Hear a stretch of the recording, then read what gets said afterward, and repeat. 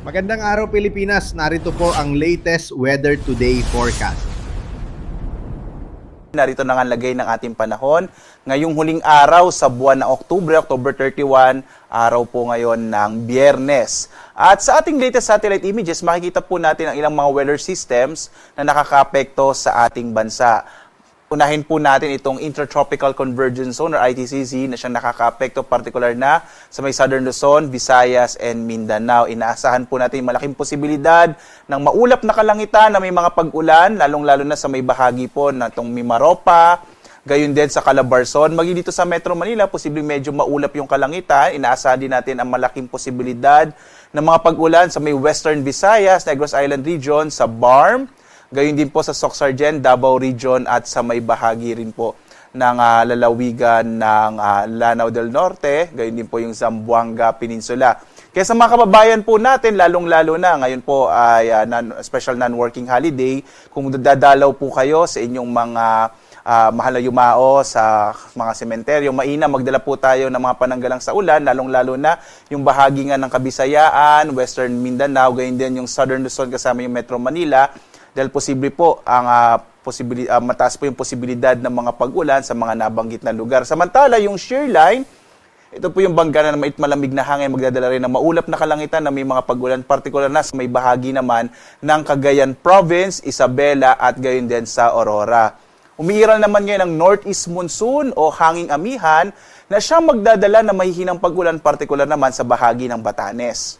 Ang nalalabing bahagi nating bansa dito sa may Ilocos Region, Cordillera, Central Luzon, gayon din sa may Bicol Region, sa may bahagi din ng Eastern Visayas, Central Visayas, at gayon din sa Caraga at Northern Mindanao. Inaasahan naman natin mga localized thunderstorms naman ang mararanasan. Kumbaga po, mas maliit naman yung posibilidad ng mga pag-ulan, lalong-lalo sa bandang umaga hanggang sa tanghali. Sa hapon, posible yung mga localized thunderstorms. Samantala, minomonitor pa rin natin itong low pressure area na huling namataan mahigit 1,600 kilometers silangan ng southeastern Mindanao. Sa ngayon po, ay hindi pa naman natin ito inaasa magiging bagyo within the day, pero posible po pagdating ng araw ng Linggo hanggang Lunes, posible itong maging isang bagyo.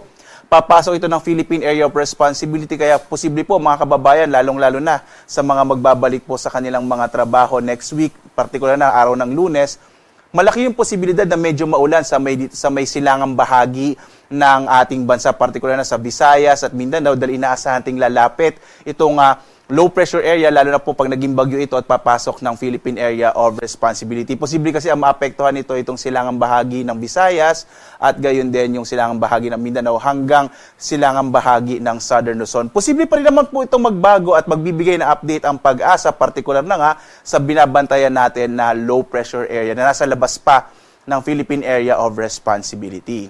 Ngayong araw nga, inaasahan natin ang malaking posibilidad ng mga pag-ulan dulot ng Intertropical Convergence Zone at shear line, partikular na dito sa may bahagi ng lalawigan po ng Cagayan, Isabela, Aurora, gayon din sa may area dito sa atin sa Metro Manila, Calabarzon at Mimaropa. Samantala, may hinang pag-ulan na dulot ng hanging amihan ang magdadala po ng mga light rains, partikular na sa bahagi ng Batanes, habang ang nalalabing bahagi ng Luzon, partikular na sa Ilocos Region, Cordillera, Central Luzon at Bicol Region, makararanas naman ng mga localized thunderstorms na sa hapon hanggang sa gabi. Maliit naman yung posibilidad ng mga pag-ulan sa umaga hanggang sa tanghali. Malaki rin po yung posibilidad ng mga pag-ulan sa may bahagi ng Palawan, dulot ng Intertropical Convergence Zone or ITCZ. Naglabas nga po tayo ng weather advisory. Lalong-lalo na po, malaki yung posibilidad ng hanggang malalakas na mga pag-ulan sa may northern part ng Palawan. Yung agwat ng temperatura sa Calayan Islands sa 25 to 29 degrees Celsius at gayon din yung agwat ng temperatura sa Puerto Princesa, 25 to 29 degrees Celsius. Mag-ingat po yung mga kababayan natin, lalong-lalo na sa may northern part ng Palawan, sa mga potensyal na mga pagbaha, mga flash floods at pagguho ng lupa or landslide dahil nga sa mga posibilidad ng malalakas na mga pag-ulan.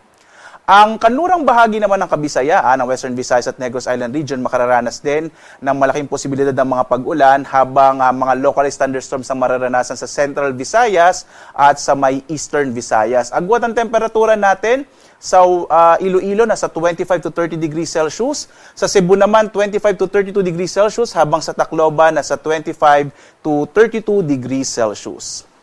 Sa bahagi naman ng Mindanao, inaasahan din natin ang malaking posibilidad ng mga pag-ulan sa araw na ito sa area ng Zamboanga Peninsula, sa BARMS, gayon din po sa Sorsogon at Davao Region, at maging sa lalawigan ng Lanao del Norte, dulot ng Intertropical Convergence Zone or ITCZ.